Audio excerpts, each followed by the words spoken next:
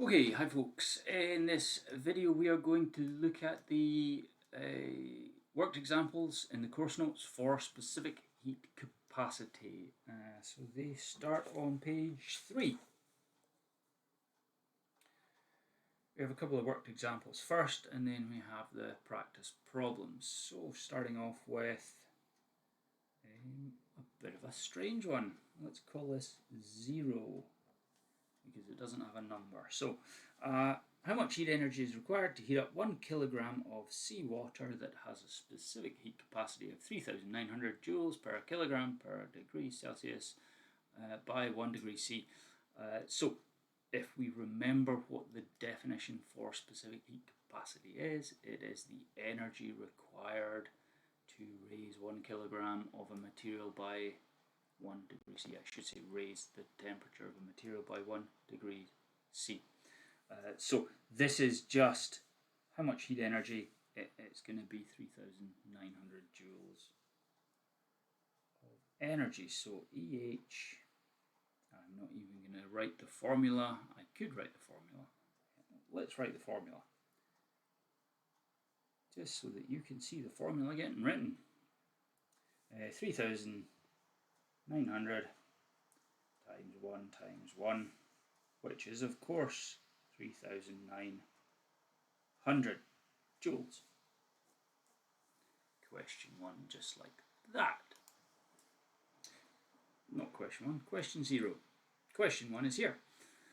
4 kilogram bar of aluminium that has a specific heat capacity of 900 is supplied with 1800 joules of heat energy. What temperature increase would be measured? So we're going to rearrange our formula for temperature. EH is equal to Cm delta T. So cross multiplication here, we've got the C and the M. We're going to cross multiply that to bring that down below the EH. So we'll have temperature, or change in temperature I should say, is EH over Cm. Make the substitution. 1,800 joules over 4, or 900 times 4.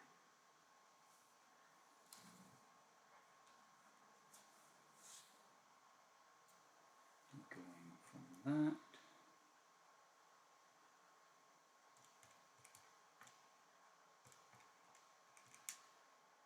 and that will give us 0.5 degrees Celsius. Super. On to question 2. Cup of boiling water. It cools down from 95 to 80.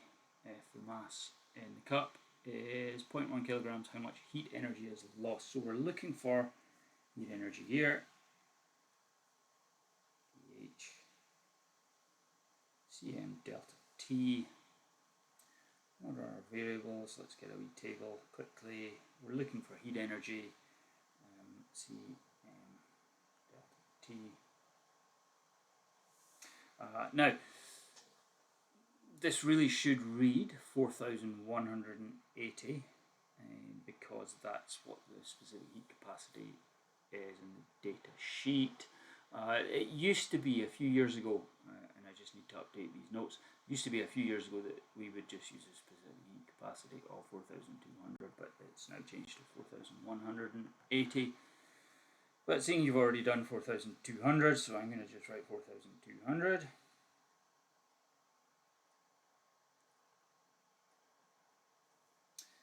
Mass is 0.1 kilograms.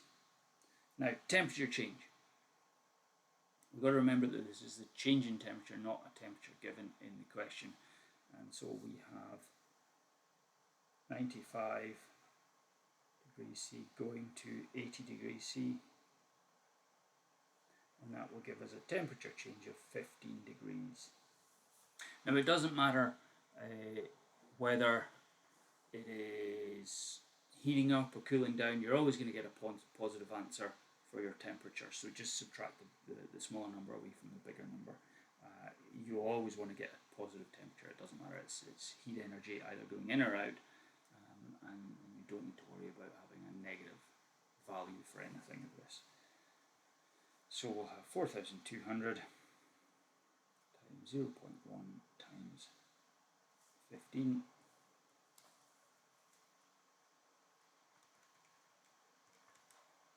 And that will give us 6,300 joules.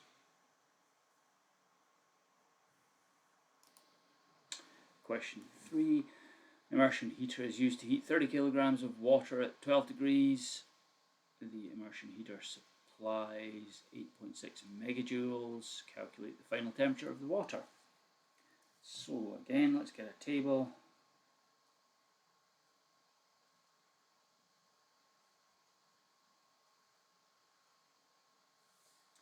Okay, so we're given 8.6 megajoules, so 8.6 megajoules, which is going to equal 8.6 times 10 to the power of 6, which is megajoules. Our specific heat capacity, well, we're going to go with the actual value here, so 4,180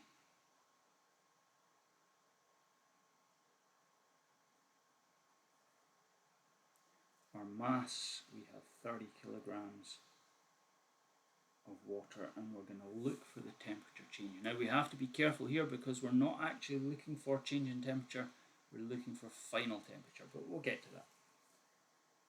So EH is equal to Cm delta T. It's perfectly acceptable just to use, well, you could either make the substitution with the numbers now or you could rearrange now, so I'm going to cross multiply. EH is equal to, sorry, T is equal to EH over Cm. And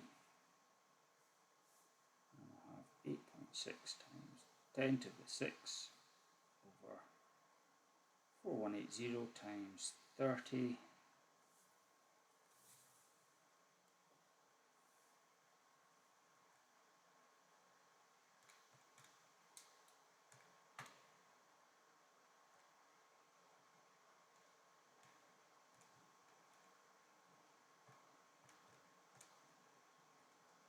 And we're going to have 68.6 degrees C. Now, this is the change in temperature. So not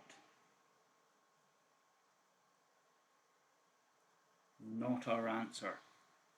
To find the change in temperature, or the final temperature, well, it starts at 12 degrees, and so we're going to add this value onto there. So we're going to say final temperature is equal to 12 plus 68.6. So we'll just take that, add on 12, and we will get 80.6 degrees. See, there we go. Question 4, 250 gram block of copper is cooled down from 80 to 42. How much heat energy will it give out? Cm delta T yet again. Now, copper, we're going to look at the data sheet and we're going to find copper, and we're going to see that copper has a specific heat capacity of 386. So 386. 250 grams is 0.25 kilograms, and a change in temperature, well, it goes from 42 to 80. Let's just go over here. Bigger number minus smaller number. I'm going to dare to do this in my head. 38 degrees C.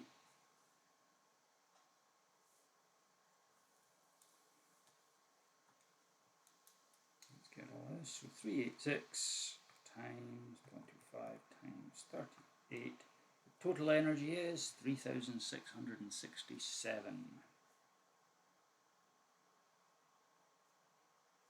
joules. Question 5. An experiment, the girl supplies 12,000 joules of energy to 0.25 kilograms of water in a glass container, what would the temperature increase be? So we're going to have temperature is equal to the heat energy divided by Cm 12,000 over 4180 times 0.25.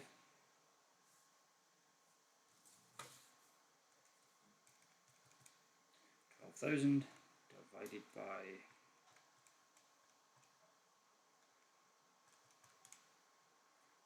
temperature increase is going to be 11.5 degrees C. Now she finds that the temperature increase is less than expected. Well, of course, you'll get asked this question again and again and again, and it's a very simple answer. What you're going to say and a standard response for whenever you're going to be asked, why is this not quite working as well as it should be? What's happened to the energy? If it's a question about how long it takes to heat something up. Pretty much your standard and stock answer every single time is that because heat energy is lost to the surroundings.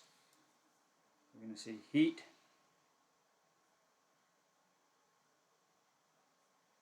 energy is lost to the surroundings.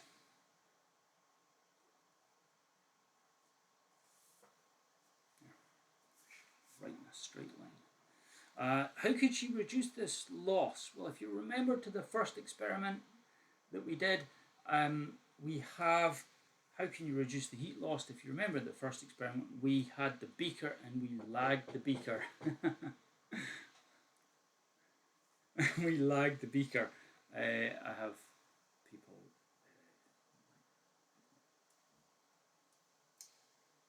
ignore, carry on. Yeah, so we're going to get the beaker and we lag the beaker, or we have insulation on the beaker. So we can wrap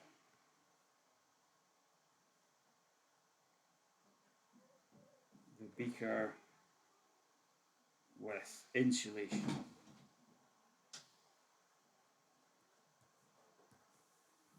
Okay, that is question 5, and we'll pause there for a second.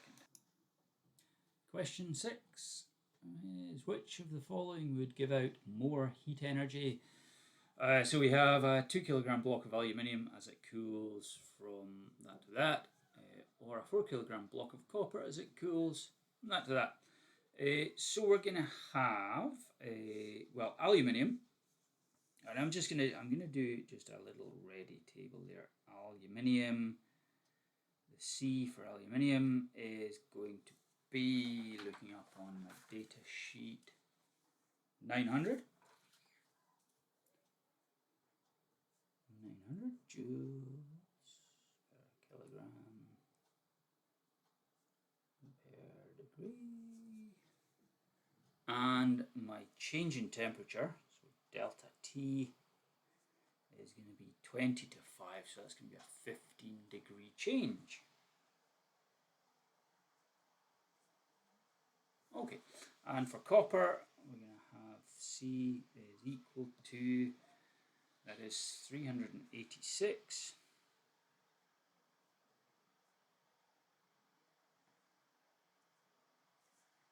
And its change in temperature is going to be from 83 to 40, and that is going to be 437. No, 43. So we work out the heat energy for both of these. Oh dear. EH and delta T. And so let's do aluminium first. We'll have 900 times 2 kilograms times 15. And that will give us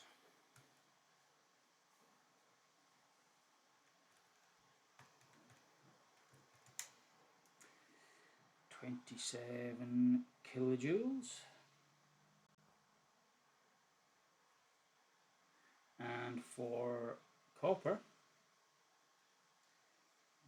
same formula, 3, 8, 6, 4 kilograms, and 43, sorry.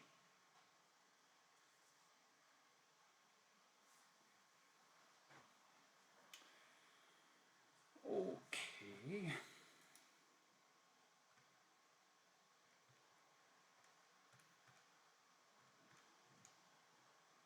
And that's going to give us, well, if I round it,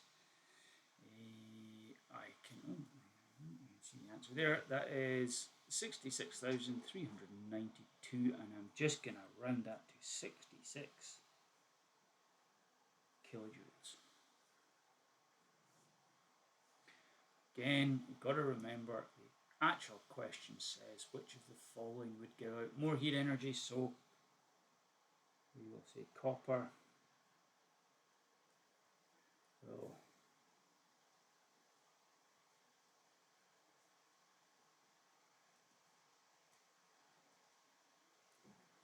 will give out more energy. Okay.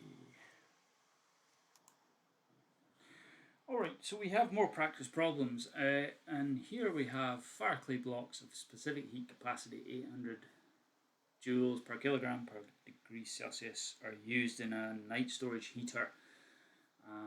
Now, before we do this question, I'm going to go a bit left field and I'm going to talk about heating solutions. Alright, so usually you will have let me see. Right, so we have, or you have, let me get my thoughts properly lined here, right? So you have radiators in your house and the radiators are filled with water, not solid lumps of copper. Okay, so let's just think about a radiator that is made of a solid lump of copper and a radiator that is it'll be iron that is filled with water. So you're going to use water for one type of heating, and you're going to use copper for a second type of heating. You have two. Now, the function of a heater is to get hot. Okay, but there's a limit as to how hot it can actually get. You're not going to want a radiator that's going to be much hotter than, I'm guessing, around about 80 degrees. So if you have a radiator that's hotter than 80 degrees, then if you touch it, you're going to get burnt pretty much straight away. I mean, even 80 degrees is an extremely hot radiator that you wouldn't be able to walk past it. If it was any hotter than that, you would be constantly burning yourself. And so we're limited by the maximum amount of temperature that we can have. And if you're trying to heat a room, so if your room is say about 18 degrees C, so let's just put something down here. So if your room is 18 degrees C and you want to get that, oh, hang on, where are we going? Here, your room's 18 degrees C and you want to get that up to 20 degrees. So it is not hot enough. So you need to put energy into the room. And so here you have your radiator, and your radiator is there. Before the radiator is turned on, the radiator temperature is 18 degrees. Once you turn it on, you can only get, say it's going to be 80 degrees. And so you only have a maximum temperature change available to you of 62 degrees. Okay.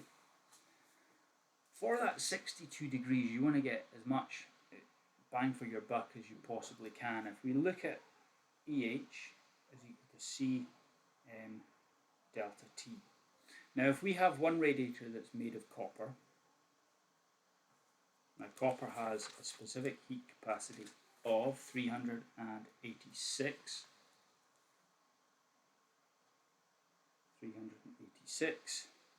joules per kilogram per degree C. And you have water, H2O, which has 4,180 joules per kilogram per degree C. Right, so your two different heating materials, you're bound by this. Assuming that we have the same mass, let's just call it 1 kilogram for ease. So our heat energy for water is going to be 4,180 times 1 times 62 by heating our radiator from 18 degrees up to 80 degrees.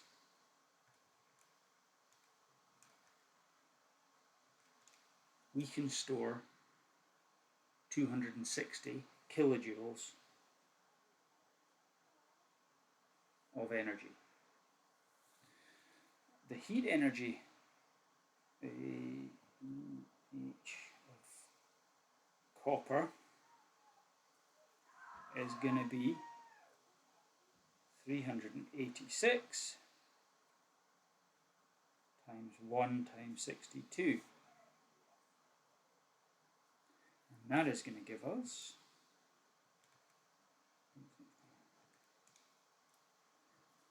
24 kilojoules. So with this little simple example here, what we can see is that if your radiators were made with copper, they would be able to store 24 kilojoules of energy and release 24 kilojoules of energy out into the surroundings. Whereas for that same temperature rise, if you use water, because it has such a high specific heat capacity, it can store a lot more heat energy, and therefore it's far more efficient way of heating up your rooms. Okay? Alrighty, I digress, and I'm going to go back to the worked examples now. Okay, so faculty blocks of specific heat capacity 800 joules per kilogram per degree C, used in a night storage heater. If 60 kilograms of blocks are used and heated by 100 degrees, how much heat energy is supplied to the blocks? Well, same old. We have EH is equal to Cm delta T,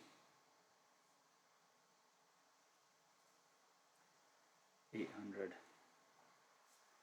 times 60 times 100.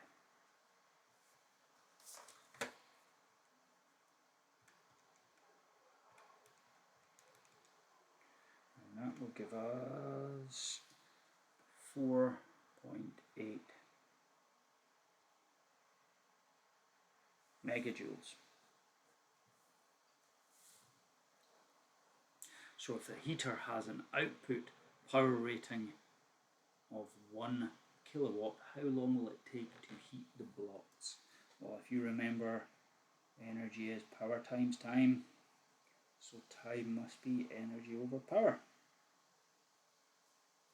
which will give us 4.8 times 10 to the 6 over 1 times 10 to the power of 3, and that will give us 4.8 times 10 to the 3, we can just take that, 3, 4.8 times 10 to the 3 seconds, so 4,800 seconds.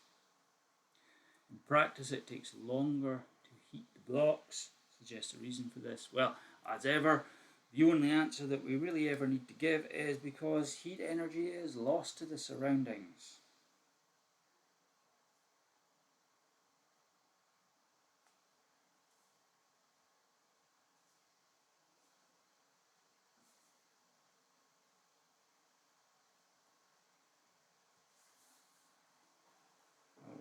Okay, question 2.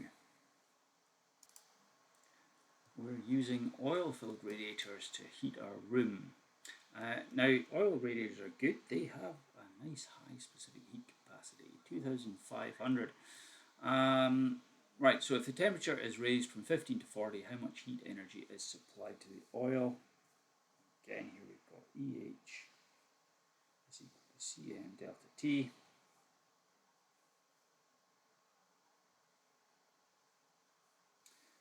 We have 2 kilograms of oil, and we have a 25-degree temperature change.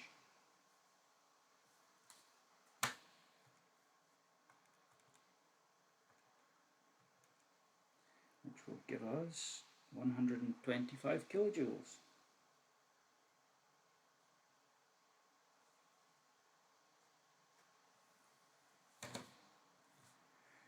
Now, because there's an A, I'm assuming that there's a B. There is indeed a B. Okay, the heater takes 8 minutes to heat up the oil through the above temperature change. What is the output power of the heating element? Power is energy over time this time. And so we'll have 125,000. And that's going to be 8 minutes. So 8 times 60.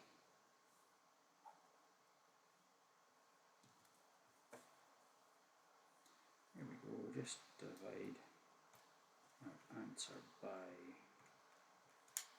oh, hang on.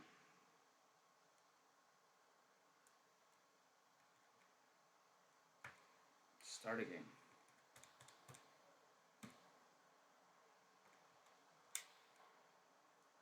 Damn.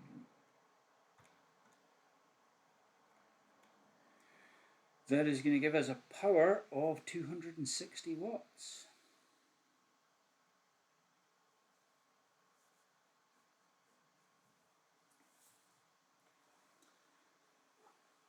The element works at 230 volts. What is the current in the element? Well, it is heating the oil.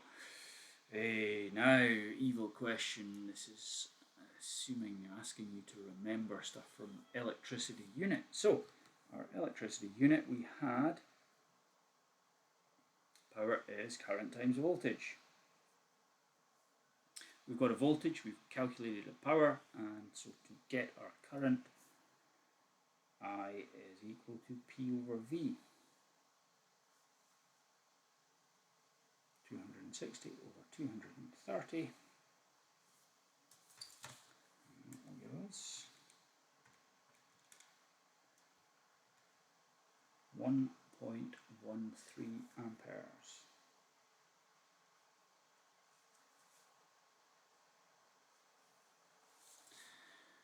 Okay, question 3. An electric cooker has a 500 watt heating element. A minute.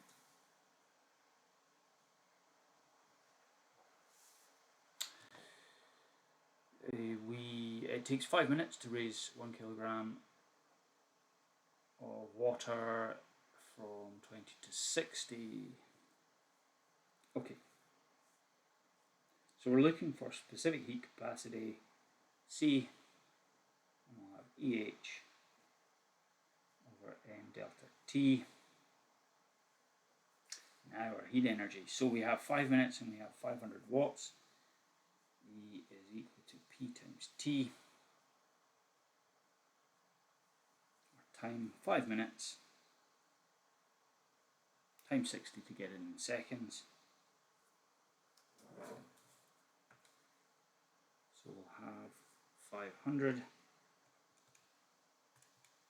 5 minutes times 60 seconds, and that will give us 150 kilojoules.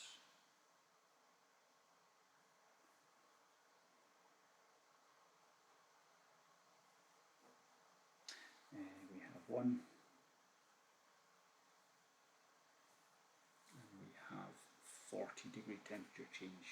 This. And that gives us 3,750. Now,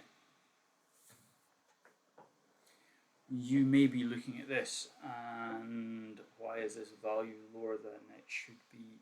Well, I have no idea. Yep.